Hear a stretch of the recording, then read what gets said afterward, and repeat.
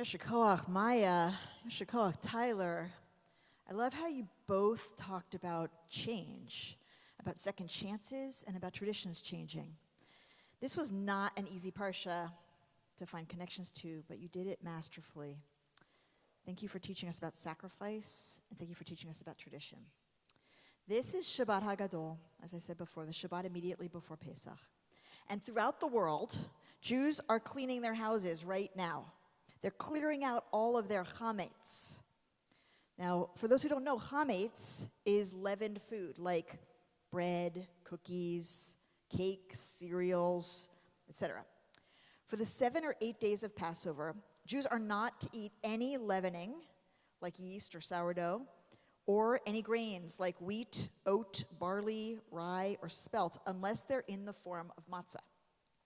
For the days and weeks before Passover, many Jews eat through all their pastas and frozen waffles and then package up everything else and sell it or give it away, and then scour their kitchens and search through their houses for any stray crumbs so that their houses are completely clean and clear of all chametz by the time Passover begins on Wednesday night. And then for a week, we eat none of these foods. It's a tradition, and it's also a sacrifice. But it's not a sacrifice because we did something wrong. So what is this tradition and what is this sacrifice about? Have you ever noticed that the word chametz and the word matzah have almost the exact same letters? Chametz is chet mem tzadi, matzah is mem tzadi he. The only difference is that chametz has a chet and matzah has a he. And the chet and the he are considered in Hebrew often interchangeable letters. They have almost the same sound.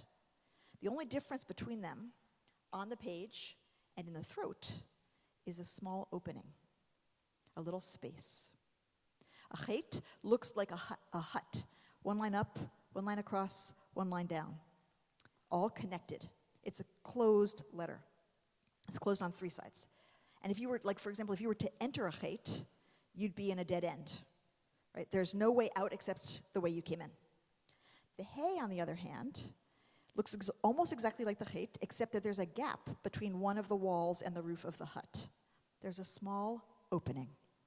To change from a chet to a he when speaking, you need to open your throat a little bit. There's breath. There's movement. Now, Maya, you taught us how much traditions matter in a family. And I always feel like traditions become so much deeper when we have a sense of their meaning, and when we make their meaning our own. There are many explanations for why we give up chametz on Passover and why we eat matzah, but this one about the chet and the he is my new favorite. It comes from Me'or Einayim, the Ukrainian Hasidic master who lived in the mid-18th century, who I also taught from last week. I've been studying him a lot lately.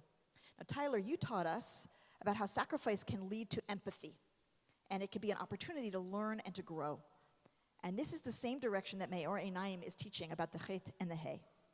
He says that what happened at the sea when our people walked across that sea to freedom was a transformation not only in the world but inside of them. Something changed within them. And as the prophet Ezekiel is quoted in the HaGadol, you grew and matured. That's what happened in that moment of transformation. He says that before they crossed the sea, the people were caught up in klipot, in closed shells like a chet. They were trapped with no way out. But through the transformation of their redemption, their shells cracked a bit. And in seeing the opening of the sea, they saw an opening within. And they themselves expanded and opened up from the narrow place, Mitzrayim, to the wide open spaces of freedom, from the small contracted consciousness, mochin de kadnut, to big consciousness, mochin de gadlut, suddenly able to see possibility that they couldn't see before. But this isn't just about them, because the Talmud tells us that in Nisan this month, we were redeemed, and in Nisan this month, we will be redeemed again. Me'or Einayim says that this was a primal event that happened for our people, that redemption is repeated every year at this season. Think about it. The whole world is renewed in this season. Everything that was closed in the hard, cold earth of winter is opening, budding, emerging with new life. We, in this season, get a glimpse of the divine chesed, the divine loving kindness or compassion that's within everything. It's always there, even when it's hidden. But in this season, it becomes visible with every new bud and flower and fruit, giving life to the entire year, to all the world. Me'ori Naim reminds us that our ancestors held their Seder the night before they left Egypt. They sang songs and performed a ritual in gratitude for their liberation before they were freed, just out of pure faith that it was going to happen. That, he teaches, is exactly what we do. We sit at our Seder tables, trusting that the redemption we sing of is not only a past event, but is coming for us too, for our world that needs it. That the divine compassion that we see emerging in every bud on every tree is also hidden within all of the closed, stuck, hopeless places in the world as well. And by putting away the closed chet of the chametz, the dead ends, the hopelessness, the small consciousness of the status quo and of cynicism, the false belief that nothing's ever going to change, we engage in an act of faith. By clearing out our houses of that, by turning instead to matzah with its symbolic invitation into opening, into breath and movement and possibility and the expansive consciousness of freedom, we engage in an act of faith. And even as we sit with a scourge of gun violence and corrupt, heartless lawmakers who refuse to act, and even as we sit with so many other seemingly dead ends in our society and in our world, we decide to have faith that change and growth and transformation are always possible. Look to Israel, where our people are rising up in this season of redemption, successfully protesting an authoritarian power grab, and in the process, finding new coalition across the spectrum of identity and interest. And possibly, they will keep marching and singing and dancing through the opening that they have found toward full democracy and equality and dignity for all Israelis and Palestinians. And meanwhile, closer to home, we find ourselves at our Seder tables this week with family and with friends, and maybe in some of those homes, there might be stuck, closed places in some of those relationships where we don't understand each other fully, or where we've been closed off to each other.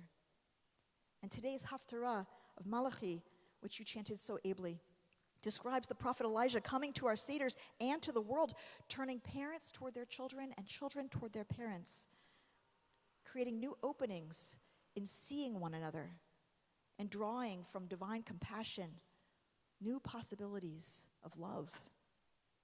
All of this is the hope of Passover. All of this is what the change from chametz to matzah represents. That little opening of each new bud on each new branch, that little opening of compassion, that little opening of empathy, that little opening of possibility and change, that little opening of movement, of breath, of redemption, of new beginning.